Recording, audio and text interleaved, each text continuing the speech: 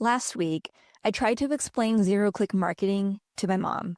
And at the end of that episode, I said our job is to make ideas useful enough to stand on their own, clear enough to be understood, and memorable enough to travel. Which sounds nice, but also, okay, how? What actually makes an idea travel? Because marketers are already very good at making content move.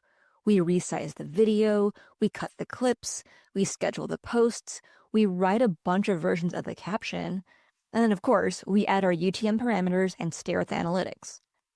We do all the things required to push content out into the world.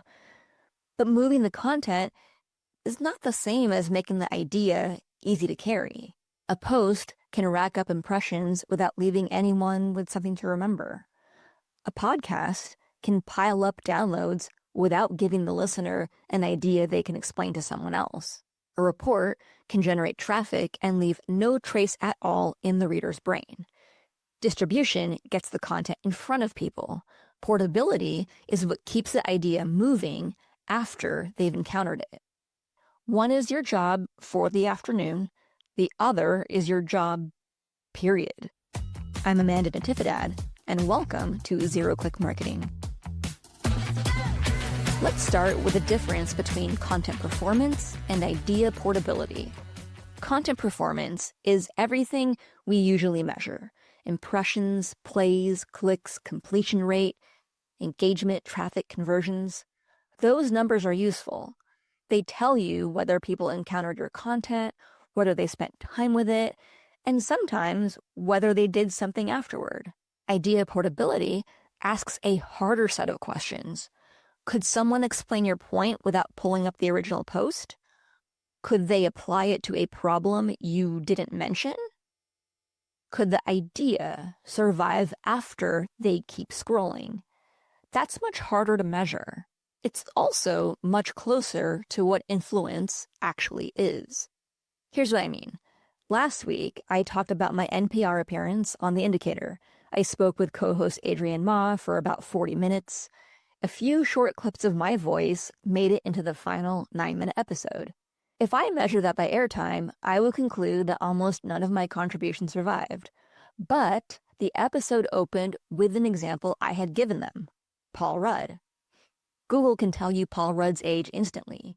You get the answer without visiting Wikipedia or IMDb or an article about how he's apparently opted out of biological aging. That example became the way to explain the zero-click internet. My exact words didn't need to travel for the idea to travel. And that's the first thing worth understanding. Your content is the container. The idea is what you hope somebody carries away. So how do you make an idea portable? I've got 5 things, and they build upon each other. The first requirement: it has to be useful without the click. This is the whole zero-click principle in one line. You can't make somebody click before you give them the value. You can invite them to click for more, the full report, the longer episode, the demo, fine. But the thing they hit first has to contain an actual idea. A social post can't just say, "We wrote a great article in attribution, click here to read it." That's not content, that's a notification. The post should contain the argument. Something like, attribution can tell you which activity got credit for a result. It can't always tell you which activity caused it. That's a complete thought. Now the reader has something useful, even if they never leave LinkedIn. The click becomes a way to go deeper, not a toll they have to pay before they get anything. Same standard, every format. A podcast episode should teach you something, even if you don't open the show notes. A video should be worth watching where it lives. This sounds obvious, and yet so much marketing is still built on withholding the useful part. We tease the insight, we hint at the data, we announce that knowledge exists somewhere else if you'll just follow us there. And then we wonder why nobody follows. If the first encounter gave the audience nothing, why would they believe the next one is worth their time? The second requirement: the idea needs a handle. A handle is a phrase, distinction, metaphor, or a name that makes the idea easier to pick up and carry. People sometimes ask me how I came up with the phrase zero-click content, and the super unhelpful answer is I don't know. It just felt right. It felt intuitive. I wish I had a better origin story. I wish I could tell you that I spent 3 weeks mapping the category, testing terminology, and running user testing until the perfect phrase revealed itself. No, I just said it because it described the thing. Content that gives you the value without requiring the click. Not a great anecdote, but a true one. And I think the anecdote is actually the point. A good handle doesn't always have to have some kind of carefully engineered slogan. Sometimes it's just a moment that feels obvious when someone says it out loud. Zero-click content works because the meaning is mostly inside it.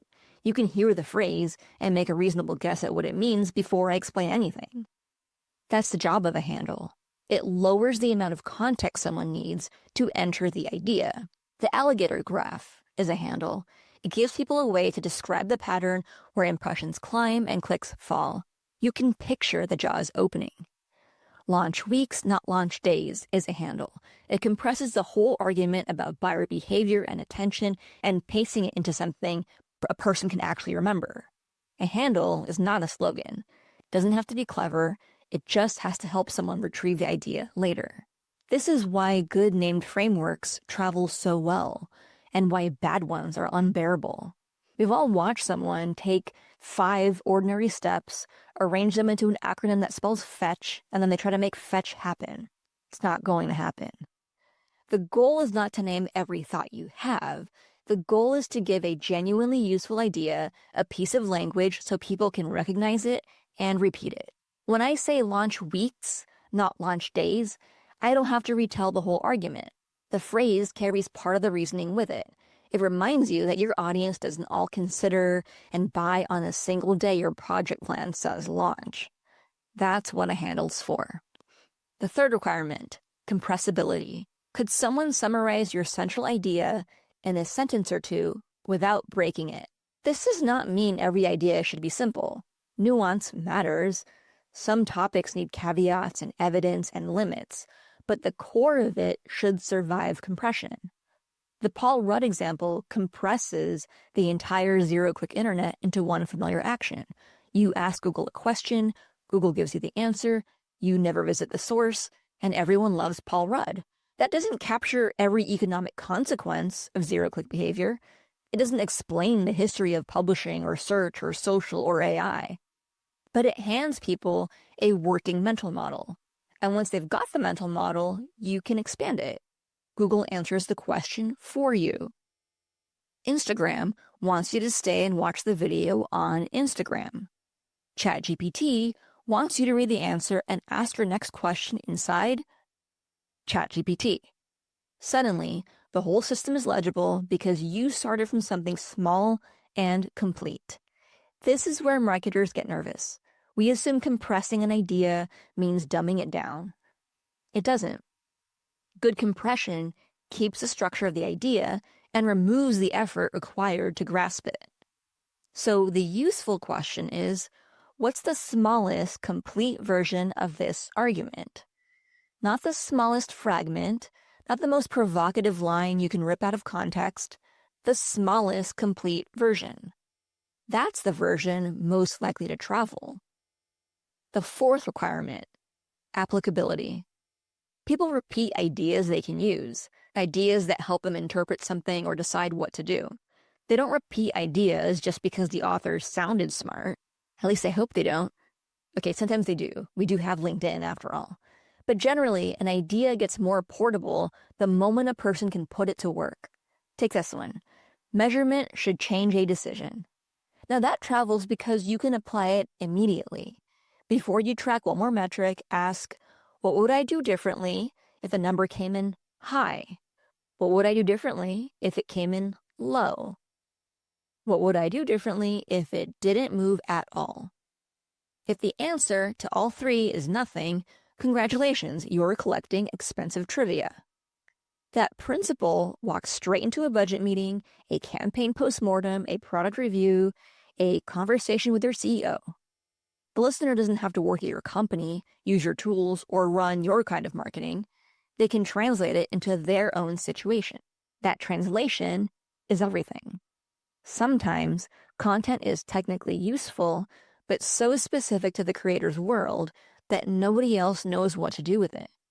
The strongest ideas give the audience two things: an insight and a place to put it. What does this change? What should I notice now? What should I do differently? It doesn't have to be a number checklist, but there has to be some kind of movement. And the fifth requirement might be the hardest. You have to give up control of the route. Once an idea travels, you won't always know where it went. Someone repeats your point in a company's Slack and doesn't link to you. A customer uses your argument to win over their boss and forgets where they first heard it. A reporter borrows your framing and quotes one sentence. A buyer remembers your company, but not the post, the podcast, the webinar, or the person who started it. This is uncomfortable because marketers love receipts. I love receipts. I would genuinely prefer a complete map.